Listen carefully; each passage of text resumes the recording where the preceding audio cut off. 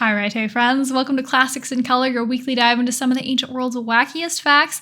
I'm Mark Graves, and today we're going to be reading a poem from the satires of Horace, describing in detail one of ancient Rome's most infamous witches, Canidia.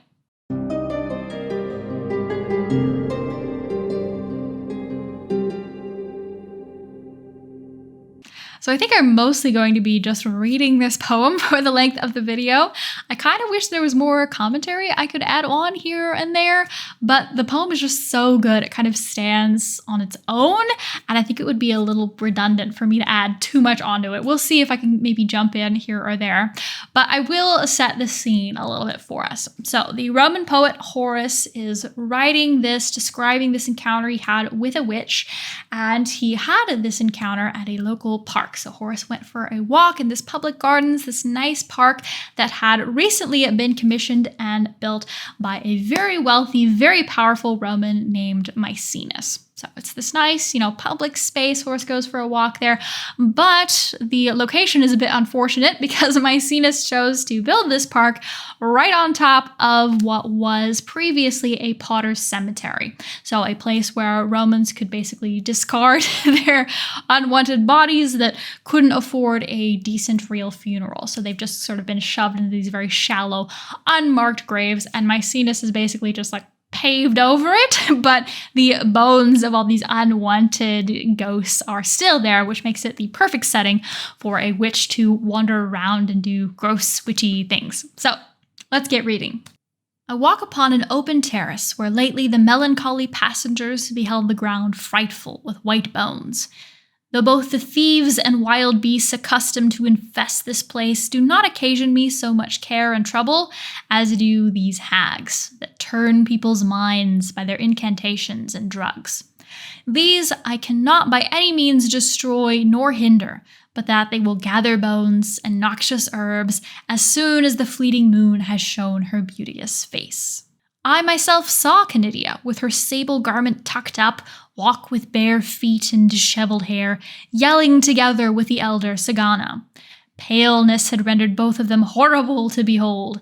They began to claw up the earth with their nails, and to tear black ewe lamb to pieces with their teeth.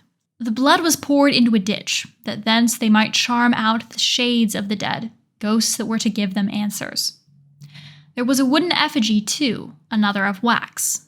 One of the hags invokes Hecate, and the other fell Tisiphone. Then might you see serpents and infernal bitches wander about, and the moon with blushing hiding behind the lofty monuments, that she might not be witness to these doings. This is great stuff here. Let me jump in and expand on a few details. So first, the thing about digging a trench and putting blood in it is a long-standing tradition in Greek magic. The earliest we see this is probably Odysseus. When Odysseus goes to the underworld to get advice from some of these spirits of the dead there, at first they can't recognize him or talk to him at all. They're kind of just these mindless monsters. So he has to dig a trench and sacrifice a whole bunch of sheep and pour the blood in the trench and let the ghosts drink, and that puts a little bit of life back in them, where they become sentient and they can understand him and talk to him and give him the advice that he needs. So that's a regular thing that comes up in Greek literature. This idea that if you want to get information or services from ghosts, if you want to send a ghost to go do something for you, you got to give them a little bit of blood, a little bit of juice first. Next up, we have the mention of Hecate. Hecate is the goddess of witches and witchcraft. She's really cool, really interesting goddess, but people haven't always heard about her the way that they might have heard about Zeus. So just wanted to mention that. And finally, the reference there to the bitches or to the dogs. For Greeks and Romans, dogs were often associated with death and with the underworld. You have Cerberus, right, the dog who guards the underworld. There's also maybe the association that after a big battle, a lot of wild dogs might come through and kind of feast on the corpses. So it's kind of this gross, fear that you have of dogs. And finally, dogs are the animal and the symbol of that goddess Hecate. So they're just associated with death and witchcraft and all of these kind of spooky things, kind of like how we think about crows. But if I lie about all of this, even a little, may my head be contaminated with the white filth of ravens. And if I was lying, why should I mention every particular? That is, in what manner, speaking alternately with Sagana, the ghosts utter dismal and piercing shrieks, and how by stealth they laid in the earth a wolf's beard with the teeth of a spotted snake, and how a great blaze flamed forth from the waxen image, and how I was shocked at the voices and actions of these two furies, a spectator, however, by no means incapable of revenge. For from my cleft body of fig tree wood I uttered a loud noise with as great an explosion as a burst bladder.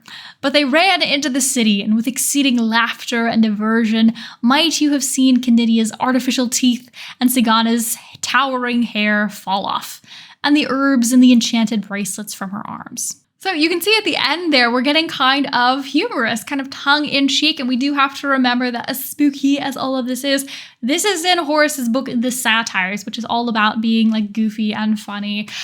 He starts off there with saying to his friend, hey, if I'm lying about any of this, if I'm making any of it up, may birds like shit on my head, essentially, right? And then at the very end, after he sort of startles the witches and makes them run off, he describes them as having like their wigs and their fake teeth like fall off and, fall behind them as they're running away. So it's very like humorous, and it is giving me kind of what we do in the shadows vibes. But despite all of the humor, it does give us a little peek into Roman stereotypes and imagery around witches, what they thought witches looked like, what they thought witches did, and all of that I think is very cool. So thank you so much for checking out this video. Special thank you as always to subscribers and to Patreon members, and I hope to see all of you again next week. Χαίρετε.